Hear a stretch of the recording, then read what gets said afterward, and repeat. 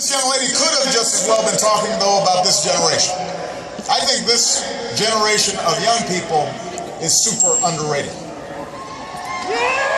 Yeah. Now, in your young lives, you've seen dizzying change. From terror attacks to economic turmoil, from Twitter to Tumblr. Some of your families have known tough times during the course of the worst economic crisis since the Great Depression. You're graduating into a still healing job market. And some of you are carrying student loan debt that you're concerned about. And yet your generation, the most educated, the most diverse, the most tolerant, the most politically independent, and the most digitally fluent in our history, is also on record as being the most optimistic about our future. And I'm here to tell you that you are right to be optimistic. Yeah. You're right to be optimistic. Consider this. Since the time most of you graduated from high school, fewer Americans are at war, more have health insurance, more are graduating from college, our businesses have added more than 9 million new jobs, the number of states where you're free to marry who you love has more than doubled.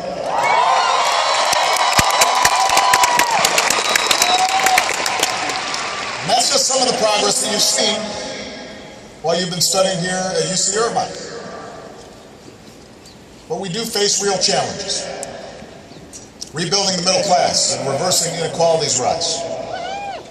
Reining in college costs, protecting voting rights, welcoming the immigrants and young dreamers who keep this country vibrant, stemming the tide of violence that gunmen inflict on our schools.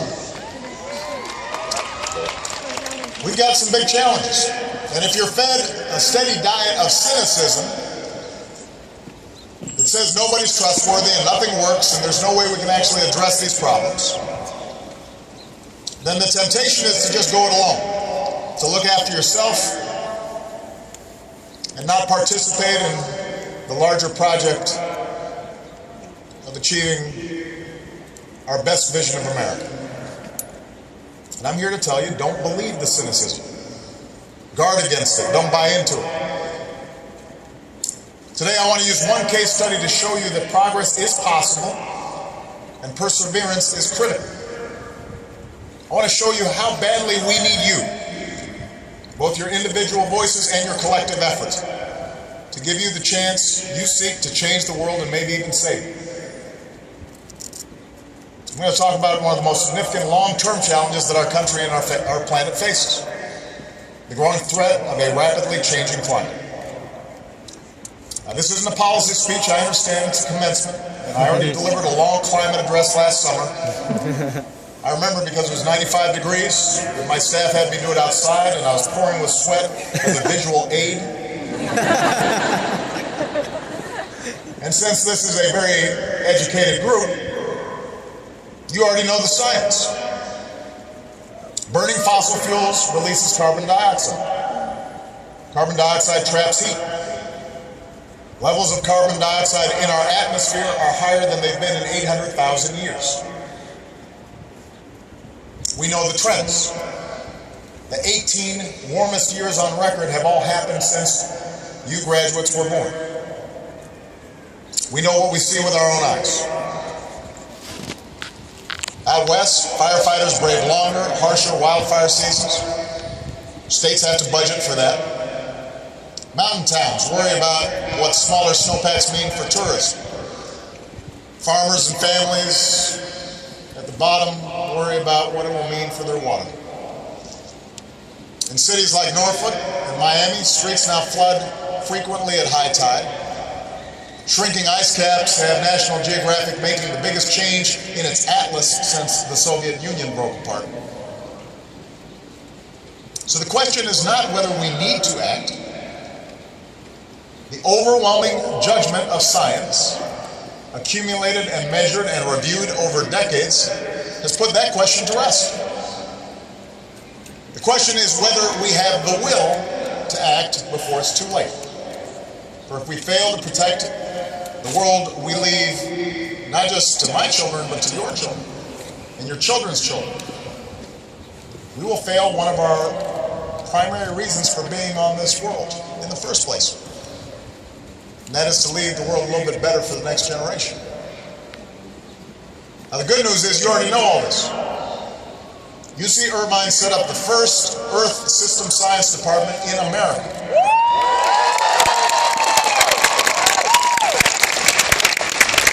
A UC Irvine professor student team won the Nobel Prize for discovering that CFCs destroy the ozone layer. A UC Irvine glaciologist's work led to one of last month's reports showing one of the world's major ice sheets in irreversible retreat. Students and professors are in the field working to predict changing weather patterns, fire seasons, and water tables, working to understand how shifting seasons affect global ecosystems, to get zero-emission vehicles on the road faster, to help coastal communities adapt to rising seas. And when I challenge colleges to reduce their energy use 20% by 2020, UC Irvine went ahead and did it last year. Done.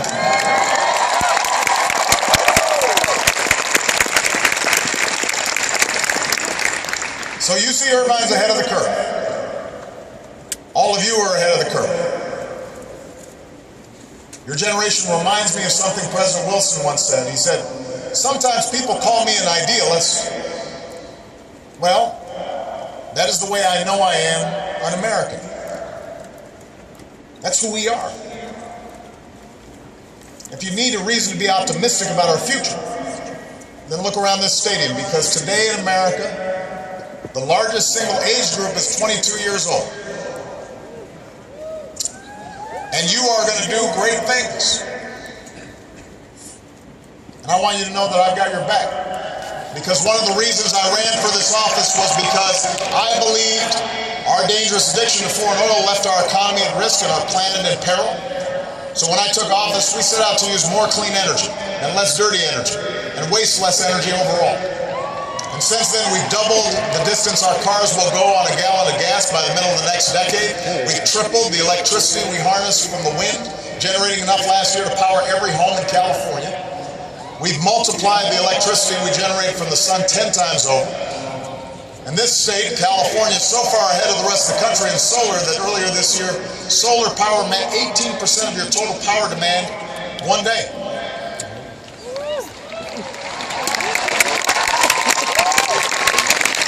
The bottom line is America produces more renewable energy than ever. More natural gas than anyone.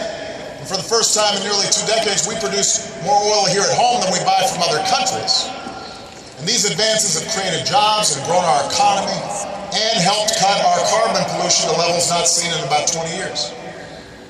Since 2006, no country on earth has reduced its total carbon pollution by as much as the United States of America.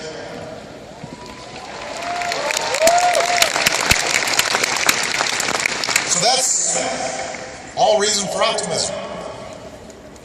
Here's the challenge. We've got to do more. What we're doing is not enough. That's why a couple of weeks ago, America proposed new standards to limit the amount of harmful carbon pollution that power plants can dump into the air. We also have to realize, as hundreds of scientists declared last month, that climate change is no longer a distant threat, but has moved firmly into the present. That's a quote. In some parts of the country, weather-related disasters like droughts and fires and storms and floods are going to get harsher, and they're going to get costly. That's why today I'm announcing a new $1 billion competitive fund to help communities prepare for the impacts of climate change and build more resilient infrastructure across the country.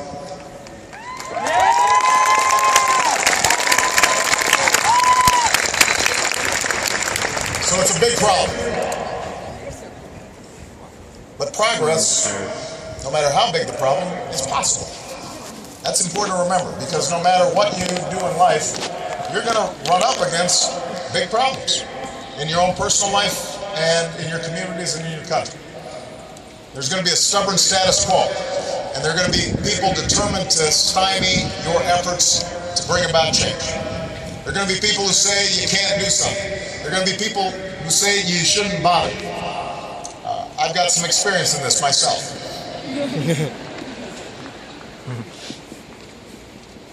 Now, part of what's unique about climate change, though, is the nature of some of the opposition to action. It's pretty rare that you'll encounter somebody who says the problem you're trying to solve simply doesn't exist.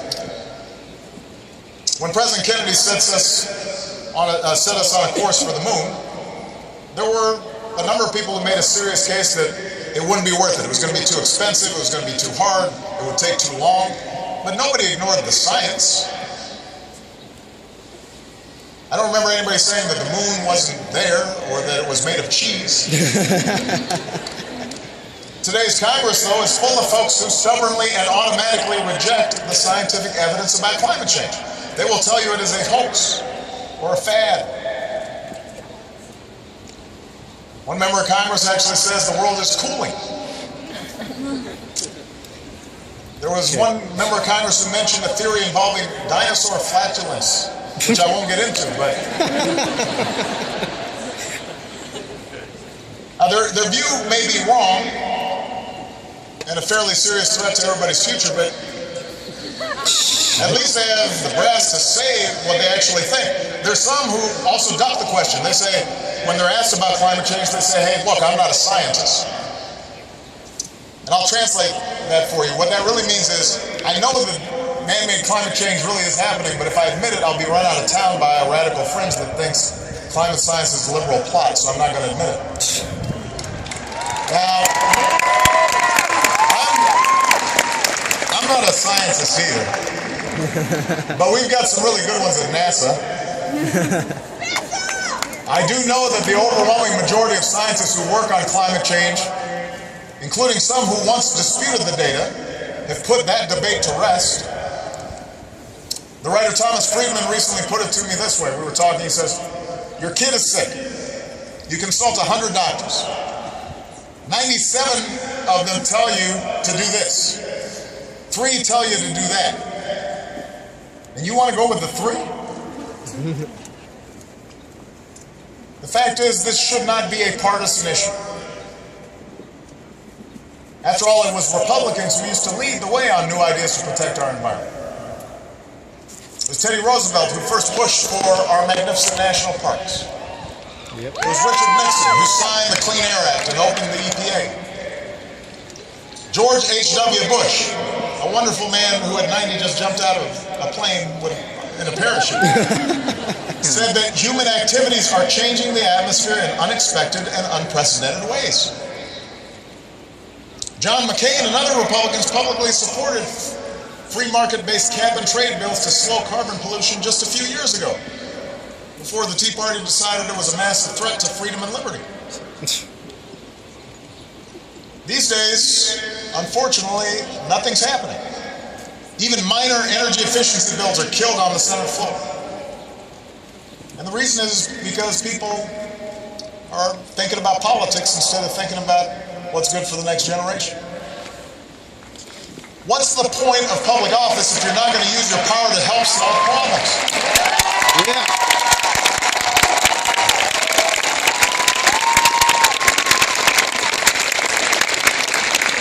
And part of the challenge is that the media doesn't spend a lot of time covering climate change and letting average Americans know how it could impact their futures. Now, the broadcast networks' nightly newscasts spend just a few minutes a month covering climate issues.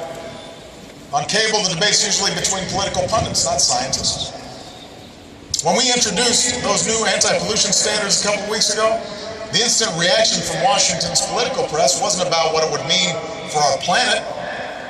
It was, what would it mean for an election 6 months from now? And that kind of misses the point. Of course, they're not scientists either. And I want to tell you all this, not to discourage you. I'm telling you all this because I want to light a fire under you. As the generation getting shortchanged by inaction on this issue, I want all of you to understand you cannot accept that this is the way it has to be. The climate change deniers suggest there's still a debate over the science. There is not. The The talking heads on cable news suggest public opinion is hopelessly deadlocked. It is not. 7 in 10 Americans say global warming is a serious problem. 7 in 10 say the federal government should limit pollution from our power plants. And of all the issues in a recent poll asking Americans where we think we can make a difference, protecting the environment came out on top. So we've got public opinion potentially on our side. We can do this. We can make a difference. You can make a difference. And the sooner you do, the better. Not just for our climate, but for our economy. There's a reason that more than 700 businesses like Apple and Microsoft and GM and Nike, Intel, Starbucks have declared that tackling climate change is one of America's greatest economic opportunities in the 21st century. The country that seizes this opportunity first will lead the way. A low-carbon, clean energy economy can be an engine for growth and jobs for decades to come, and I want America to build that engine because if we do, others will follow. I want those jobs, I want those opportunities, I want those businesses right here in the United States of America.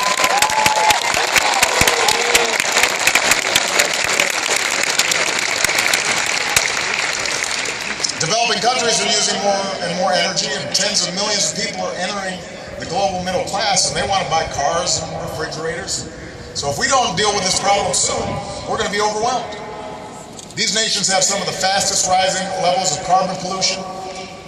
They're going to have to take action to meet this challenge. They're more vulnerable to the effects of climate change than we are. They've got even more to lose, but they're waiting to see what does America do. That's what the world does. It waits to watch us act. And when we do, they move. And I'm convinced that on this issue, when America proves what's possible, then they're going to join us. And America cannot meet this threat alone. Of course, the world cannot meet it without America. This is a fight that America must lead. So I'm going to keep doing my part for as long as I hold this office, and as long as I'm a citizen once out of office. But we're going to need you, the next generation, to finish the job. We need scientists to design new fuels. We need farmers to help grow them. We need engineers to invent new technologies. We need entrepreneurs to sell those technologies. We need workers to operate assembly lines that hum with high-tech, zero-carbon components. We need builders to hammer into place the foundations for a clean energy age. We need diplomats and businessmen and women and Peace Corps volunteers to help developing nations skip past the dirty phase of development and transition to sustainable sources of energy. In other words, we need you. Yeah. We need you. And if you believe, like I do, that something has to be done on this, then you're going to have to speak out. You're going to have to learn more about these issues. You're going to have to, even if you're not like Jessica and an expert, you're going to have to work on this. You're going to have to push those of us in power to do what this American moment demands. You've got to educate your classmates and colleagues and family members and fellow citizens and tell them what's at stake. You've got to push back against the misinformation and speak out for facts and organize others around your vision for the future. You need to invest in what helps and divest from what harms. You've got to remind everyone who represents you at every level of government that doing something about climate change is a prerequisite for your vote. Now, it's no accident that when President Kennedy needed to convince the nation that sending Americans into space was a worthy goal, he went to a university. That's where he started. Because a challenge as big as that, as costly as that, as difficult as that, requires a spirit of youth. It requires a spirit of adventure, a willingness to take risks. It requires optimism. It requires hope. That day, a man told us we'd go to the moon within a decade. And despite all the naysayers, somehow we knew as a nation that we'd build a spaceship and we'd meet that goal. That's because we're Americans, and that's what we do.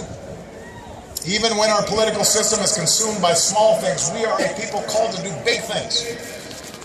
And progress on climate change is a big thing. Progress won't always be flashy. It'll be measured in disasters averted, and lives saved, and a planet preserved, and days just like this one 20 years from now, and 50 years from now, and 100 years from now. But can you imagine a more worthy goal, a more worthy legacy than protecting the world we leave to our children? So I ask your generation to help leave us that legacy. I ask you to believe in yourselves and in one another. And above all, when life gets you down or somebody tells you you can't do something, to believe in something better. There are people here who know what it means to dream. When Muhammad Abedi was a boy, the suffering he saw in refugee camps in Lebanon didn't drive him into despair. It inspired him to become a doctor. And when he came to America, he discovered a passion for engineering. So here at UC Irvine, he became a biomedical engineer to study. Wait, it's Muhammad. Yeah, that's what I was gonna say.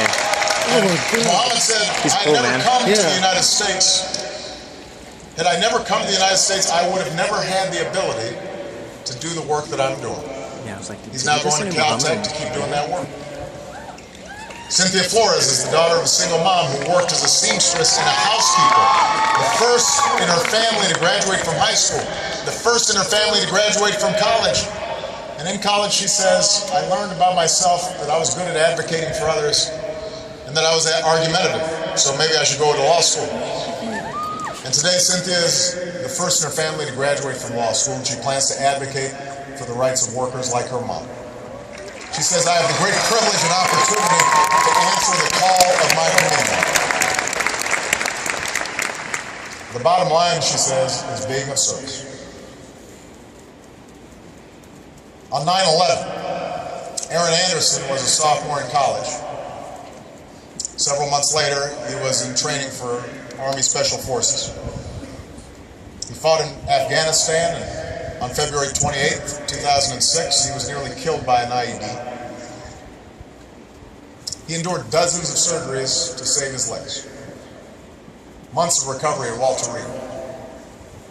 When he couldn't physically return to active duty, he devoted his time to his brothers in arms, starting 2 businesses with fellow veterans and a foundation to help fellow wounded Green Beret soldiers. And then he went back to school. And last December, he graduated summa cum laude from UC Irvine. Aaron is here today along with 4 soon-to-be commissioned ROTC cadets and 65 other graduating veterans. And I would ask them to stand and be recognized for their service.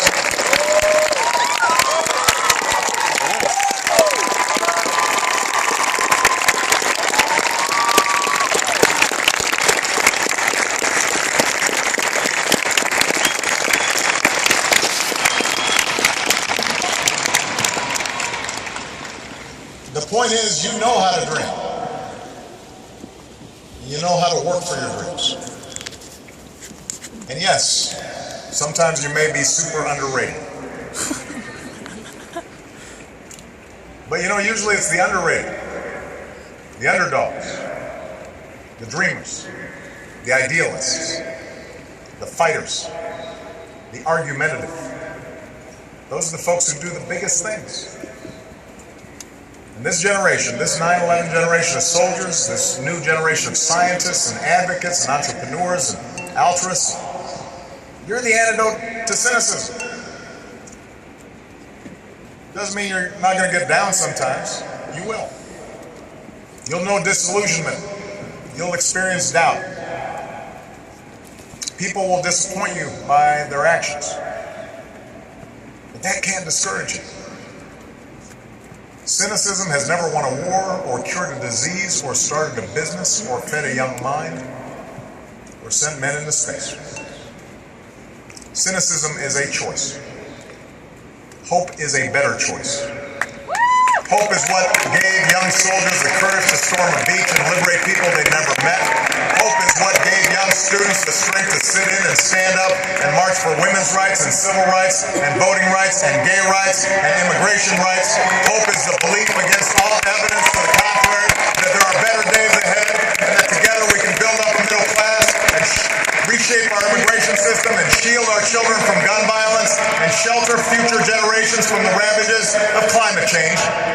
Hope is the fact that today, the single largest age group in America is 22-year-olds who are all just itching to reshape this country and reshape the world, and I cannot wait to see what you do tomorrow. Congratulations. Yeah. Class of 2000.